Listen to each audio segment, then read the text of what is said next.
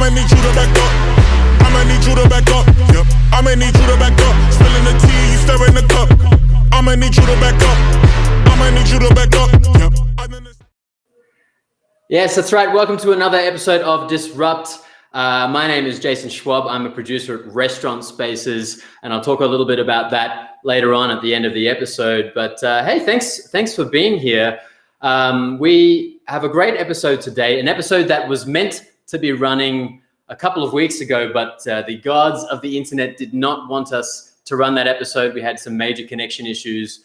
So we're doing it again, take two. Our guest today is Aaron Noveshen, someone I'm sure a lot of you are already familiar with in the restaurant industry. Aaron is both the CEO, co-founder, and founder of Starbird and the Culinary Edge. The Culinary Edge, of course, is a consulting firm that I'm sure a few of you have worked with before in the past, or you're aware of their work.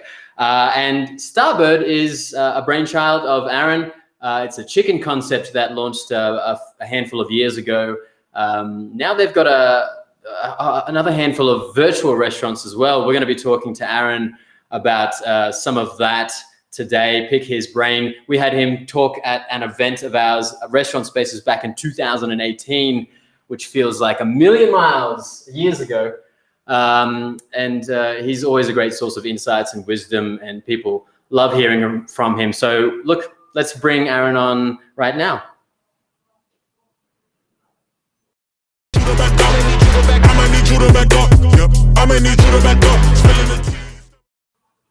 Aaron Noveshen, how are you going today? Welcome to Disrupt. Doing awesome. Good morning. Good morning, everyone around the country and around the world. Well, maybe we have a worldwide audience. I'm not sure. That's very optimistic of you. Thanks for being here, Aaron. And chatting with us and doing this again after we couldn't get it to work last time. Look, I want to jump straight into it. What I like about you, one of the things I really like about you, Aaron, is you make names up for things. You like to make up these names for things, throw them out into the world, and then we start saying them until we think that thing has always been a thing, but really you just came up with it. And an example of that is super premium fast food. What the hell is that, Aaron? That is a great question. And I think that when I think about making up names, it's more about codifying and identifying things that are happening. And so I wouldn't call it more of a made up name, but more of just seeing it like I see it. So super premium fast food is how we define Starbird. And there are things that are premium, there are things that are super premium. People think a lot about the ice cream business, let's say. And you've got generic ice cream, and then you have maybe premium ice cream, which is, let's say, Edie's and Dryers. And then you've got the super premium players when you get into the McConnell's and the Ben and Jerry's and the levels of that. So when we think about fast food, there's a lot of players who are doing elevated fast food, right? And there's the top five, the Wendy's and the McDonald's and the Burger Kings of the world, who are tremendous and great businesses, and I have a ton of respect for, and their model is one approach. When we thought about Starbird, we said, well, how do we elevate this beyond anyone's belief, right? And we're not a fast casual brand, although we get a lot of coverage in that arena. We really think about how are we going to reinvent fast food? And we wanted something to say, like, this is a super premium experience from the ingredient standpoint, from the design standpoint, from the technology, from the way that we treat our people. All of those things we're going to overturn and disrupt, literally the theme of this show, the fast food industry. And that was the spirit behind Starbird, and we called it as we saw it, a super premium fast food experience. I like it. It's bold. And as a side note, you know a hell of a lot about ice cream flavors and brands. Okay, great. Well, you've explained a little bit then, so why don't you take us a bit back to the history of Starbird? You had the Culinary Edge running for many, many years. And you mentioned some reasons why you decided to start Starbird, but why go out and start your own chicken brand after running the Culinary Edge for a bunch of years? What were you seeing in the industry that wasn't being met? Sure. When we decided to start Starbird, I've been running the Culinary Edge for about 14 years, and a little bit about the Culinary Edge. We're the leading food and beverage innovation agency in the country. We work with 25%, more than 25% of the top 200 chains. We've worked with 7 of the top 10, and we're really creating food and beverage experiences that are creating the future of food. That's the foundation and where I'm coming from. The team members at the Culinary Edge are dynamic and bright and inspired, and we're and consultancy is really a dollars for hours business, and our team members are really ambitious, and we wanted to create a restaurant company, which was part of our Culinary Edge Ventures startup and incubator, where we could make impact in the industry. We could empower our team members to own a piece of something that wasn't just dollars for hours, and we could disrupt an entire segment. So that was really the birth of Starbird. And we'd made a lot of people a lot of money and changed things for others, and it was time to, as we say, eat our own cooking and walk the talk that we had been doing for so many years. And that's really how Starbird was birthed. Awesome. Thank you for that background story there. And we were just showing some images just now of some of the locations.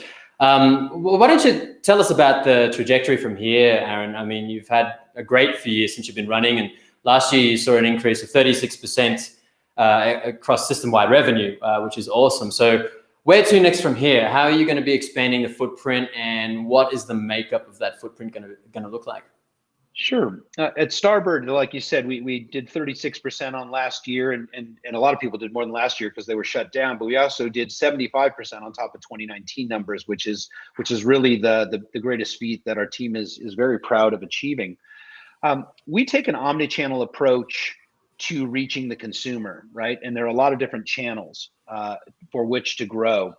Fundamentally, our footprint is what many people call brick and mortar restaurants, but we call street side. And those are our flagship restaurants. And we have 5 and opening a 6th one of those in a couple months in the Bay Area.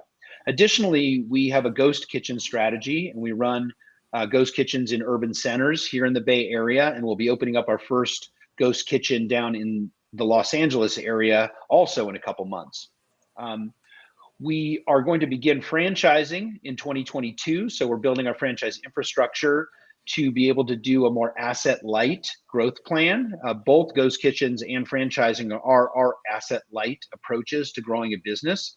And what we mean by that is, they're not going to take huge sources of capital from us. We'll continue to invest capital in building our own restaurants because the returns are fantastic there. But we want to be able to reach as many people at the right pace that we can. And the final channel for growth for us is licensing. And we operate in San Francisco Airport.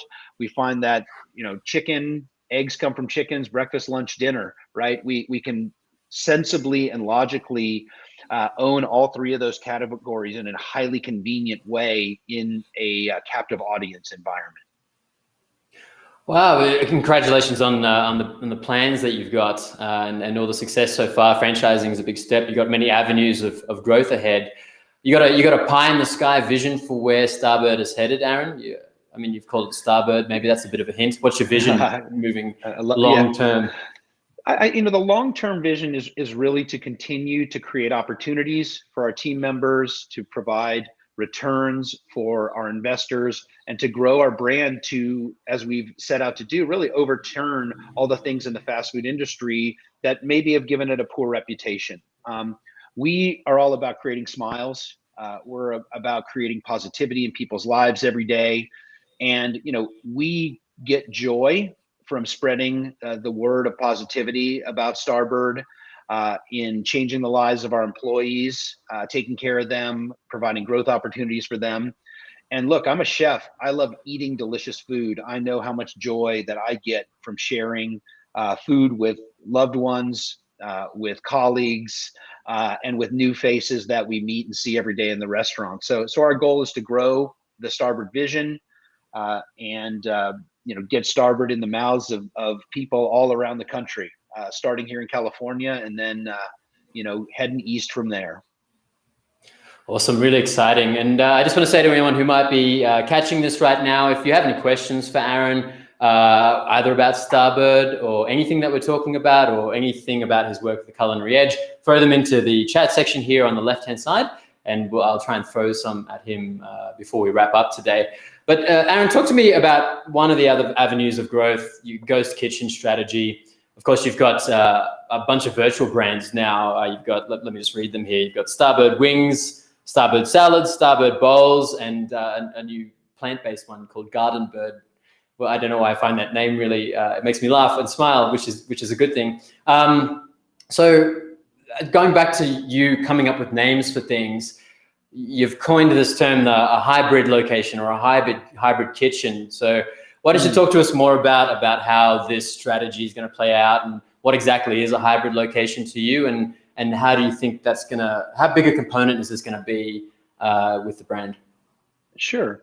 So to talk, there's a lot of confusion often about, what's a ghost kitchen, what's a virtual brand, what's a dark kitchen. And so I think I'd start with just trying to create some definitions. A ghost kitchen to us means a unique kitchen that is solely designed to produce food products for off-premise. And there's no dining space. And most of those orders are delivered, although pickup is available. And that happens through third-party delivery and or our native channels through our Starbird app or through web-based connectivity, or even kiosks are playing a role in that. Dark kitchens often are kitchens that brands get created, virtual brands, and they exist within the confines of an existing restaurant.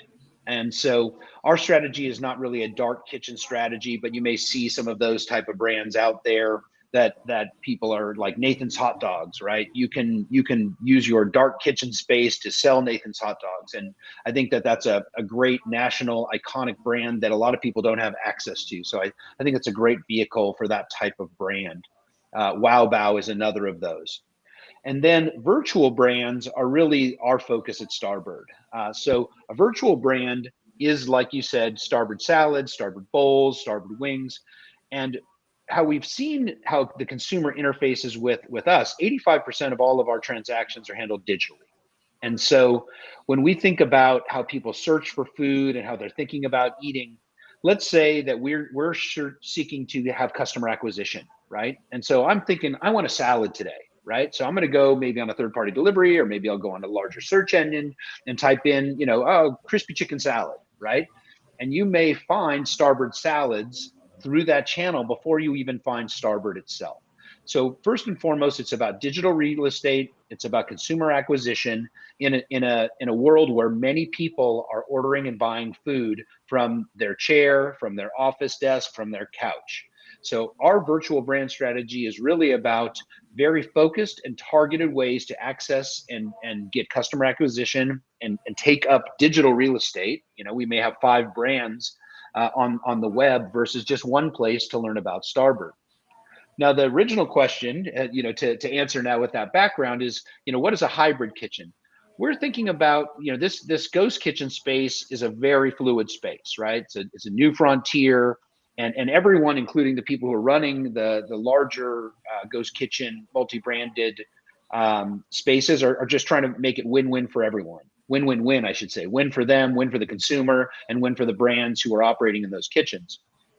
A hybrid version, as I see it, is something where the guest has a bit more access to the brand, and it may even have some brand trade dress, or there may be captive seating, or it could be in a corporate headquarters that works both for delivery and pickup, but also has a captive market. So we're pursuing what we're calling a hybrid model, where we get all of the wins of the delivery and takeout and the minimal asset light investment of a ghost kitchen, but already have a captive audience of corporate workers or greater access to a business park community where we have some built-in catering and other things. So that's an exploration that we're looking at. Certainly a really fascinating evolution of what's happening in the restaurant industry now. And that's an interesting concept. I'm really looking forward to seeing how that goes. I mean, as a player now in this virtual restaurant space, in your mind, how big do you think this is going to be, and how much of an impact is this going to have on restaurants? I mean, we're seeing crazy things. This concept you just talked about is one example. Dickie's Barbecue Pit, their wing concept now has a physical location, which is, kind of crazy. So, I mean, how much of an effect is this going to have on everything? I think the definition of a restaurant has really changed. right? We think about our virtual brands in the context of building our street side or brick and mortar restaurants, right? So we do upwards of, some weeks, 20% of sales through our virtual brands in our brick and mortar restaurants. So when we're thinking about the restaurant of the future, we have to think about what does this asset, how hard is this asset going to work? And if we're going to be competitive against other restaurants on the street, we need to make sure our sales per square foot can be much more competitive than the person next door. So our virtual brand strategy is really to heighten that. Do virtual brands, become standalone brands? Maybe they do for some. For us, we think about Starbird is our brand, and our virtual brands are part of our branded house. Everything is named Starbird, and as I mentioned before, it's about customer acquisition and maximization of the asset. And so that is our strategy. We're finding it to be quite effective. And also, one of the big advantages we have is that every single product can easily be assembled off of our line, right? So if you're a restaurant and you've got 3 virtual brands happening out of your dark space, you might be serving sushi, you might be serving pizza, you might be serving wings. I guarantee you, Dickey's Barbecue might not have had the infrastructure prior to do traditional fried wings, right? And so it's a little bit more of a lift, and Dickey's does a great job. And I'm not trying to say that that's not an effective strategy, because if they create a great wing brand, they're still utilizing the asset, but it's a little more complicated, right? We want to make sure that all of our virtual brands are seamless operationally, right? And with the work that I do at the Culinary Edge, one of the things that we focus in a lot is how do we scale the food that we create? So deliciousness is key. Scalability is what's going to make this be, profitable and functional in the future. So that's the beauty of the work that we do there, that we've been able to apply to Starbird. Wow. Okay. And yeah, it's a lot of things for brands to consider if they do want to jump into that space, and exciting things ahead for sure. Now, you did mention the Culinary Edge there, Aaron, and I'd like you to figuratively put that cap on for a second. Sure. Just coming out of the pandemic and everything we've been through and what we're heading into next, what's your work with restaurant partners been focused on? What kind of things should brands be focusing on now moving forward, do you think? I think there's 2 big areas that we focus on right now at the Culinary Edge. And if it's in the limited service environment, it's all about how to be more convenient, how to get the highest quality food in the mouths of consumers in the way that they want to connect with you. The term frictionless, which my kids will give me a hard time about using. I can't be on one of these discussions without using that word, and it's become a drinking game, I think. And now, how many times a day I can say frictionless? But the way that we see it is, in the convenience world, it's improving drive-through to utilize technology better. It's about ensuring that the way that people can order is much more seamless on an app-based system, where they can walk in the door and be handed a bag or even grab their own in a way that is integrated into the design of the space. So heightened convenience is key and critical in the limited service side. And then on the flip side, it's about creating dining experiences. So we're working a lot on heightening every touch point and every part of the guest journey where the consumer is interfacing and interacting with the brand. It's their anticipation, how they're wayfinding through a space.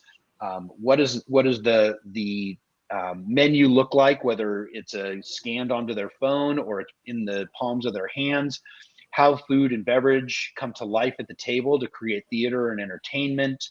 How they have an ease of getting more things, getting more drinks, getting the service aspects that they need, and then having the ability to depart in a way that doesn't create anxiety for them and creates a greater turnover for the tables that are a scarce resource within the facility.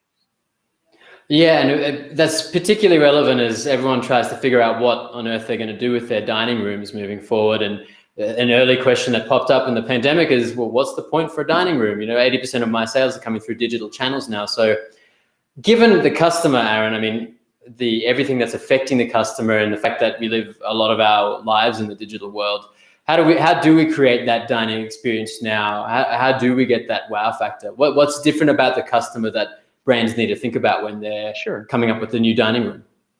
Yeah, I think it's interesting. I think I've been inspired by pre-pandemic what movie theaters were doing, right? So if you think about movie theaters said, okay, we're going to remove seats from the theaters, right? Like we want to create a greater experience, more comfort, more amenities. We want to drive check. We want it to be an event, because if I have a 72-inch television screen at home and I'm streaming new release movies, what's it going to take me to get inside of a movie theater? It's going to take a new heightened experience, right? And so we love working a ton with elevating food, elevating plating, elevating interaction between the consumer and the food they eat. And so all of that comes into play when we're coming up with new and evolved dining situations at the Culinary Edge for our clients. Okay, awesome. Look, you threw the word frictionless out there, and just so your kids can have more fun with that. Yeah. You mentioned frictionless, and drive-through has been a big thing for many brands, either something that they've wanted to perfect moving forward, or players have wanted to be getting into it if they weren't doing that before.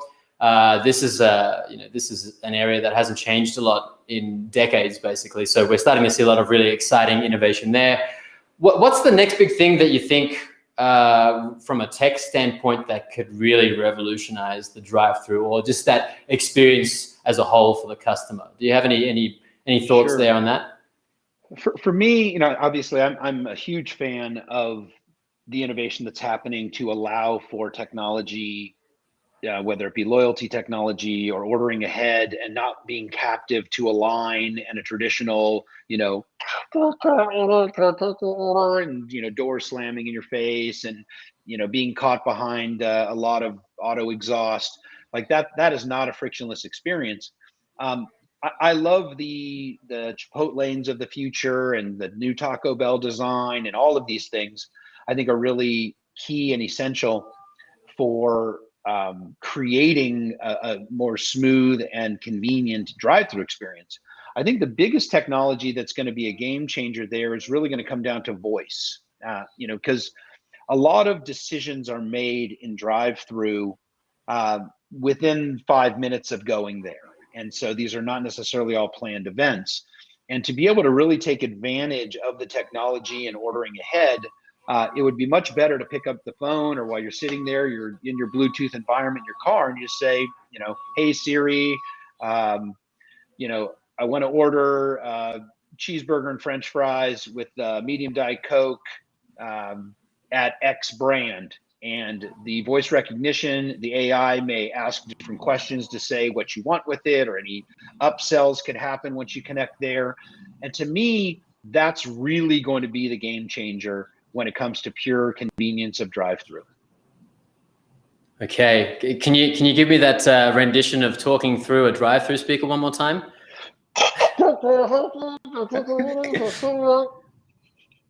Perfect. That's perfect. And I'm sure you're not going to regret that afterwards. Well, I mean, and just on the topic of technology, as long as you won't regret it. Just on the topic of technology, just as we wrap up here, Aaron, any other crazy out there things that you see that, apart from voice, that might have a pretty big impact on the restaurant industry? I think that anything that is going to help support productivity and efficiency and learning for team members. So some people say, oh, it's robotics. So like robotics are, taking away things from people. It's like we've been using technology and robotics of sorts, and kiosks and digital POS systems that help remove errors. Anything that is technology based to help accuracy, to help learning, and to help growth of people, I'm interested in. These are things that we're exploring right now. The other thing I was really curious about Sweetgreen's recent purchase of Spice and what their plans are there. I've observed a lot of the early technology from Spice, and I think that they have some really thoughtful folks over there and some interesting ways of producing food. May or may not. I'd be super excited to work on how to make food from robots delicious. That's something that the Culinary Edge team would be passionate about. But those are some things that I think are interesting from a technology standpoint right now. Perfect, Aaron. Yeah, it's let's see on the robot front. Sometimes my salad bowls don't come exactly as I wanted them to. Maybe it'd be more accurate. Who knows? But look, that's all we have time for today, Aaron. Thanks so much for joining us and sharing your insights there. You got any crazy other names you're going to be flinging out into the universe and having us repeat without realizing we're doing it? There will be another something bird coming your way very soon. Oh, last thing I want to share. We just launched the Cali Bacon Dutch Crunch sandwich. We're baking fresh Dutch Crunch bread in-house. And Dutch Crunch is really a NorCal thing. Dutch Crunch is going to be the next big thing, and Starbird is going to be at the forefront of that. We'll be bringing it to LA soon enough. You heard it here first. Dutch Crunch is the next big thing. There you go, folks. Not quite available yet, and your mouths are watering already. Thanks for that, Aaron. But Dutch Crunch, heard it here. Aaron, thanks so much, and keep up your innovating and name making. Thanks so much. Absolutely. Be well. You too. Well, that was Aaron Noveshen, and thank you for joining us on another episode of Disrupt. Really lovely to have you here. Keep an eye on our LinkedIn page. Follow us if you haven't already to see who we're going to have on next on Disrupt. But in the meantime, we are finishing up our mastermind series, which we've been running this year. These are our roundtables. They happen virtually. Been really great for restaurant design development leaders to get together and talk candidly about the crazy things that are happening and the things that they're dealing with. So we have one last session happening next week. Sign up for that. We're going to put a link in the chat over here so you can sign up for that. It's going to be looking at securing labor for your restaurant projects. And last but not least, I mentioned it at the start, RestaurantSpaces is making a return. We haven't done this since before the world collapsed in on itself under the weight of COVID. But this October in Palm Springs, 17th to the 19th, we're back, and we'd love to have you there. We've got a great lineup coming together. Again, head to the link that we're going to put in the chat over here so you can go and see some of the things that are happening there. We've got a little picture of Mark King here, the Taco Bell CEO. He's going to be at our event, as is the CEO of PF Chang's, Chief Development Officer of Chipotle. We've just had the co-founder of Chopped come on. They're going to be doing a presentation on a cool concept that they've come up with, and a whole bunch of other people. But more importantly, it's time for you guys to get back together in person. We've been living in this virtual world, getting out of here for long enough now. So come see us in person, Palm Springs, October. Head to the link, request an invite if you haven't done that already. But otherwise, look, can't wait to see you back here in Disrupt or in a mastermind or in person at RestaurantSpaces. Thanks so much for joining us, and see you soon.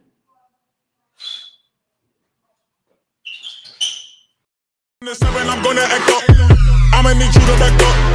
I'ma need you to back up. Yep. I'ma need you to back up. Spilling the tea, you stirring the cup.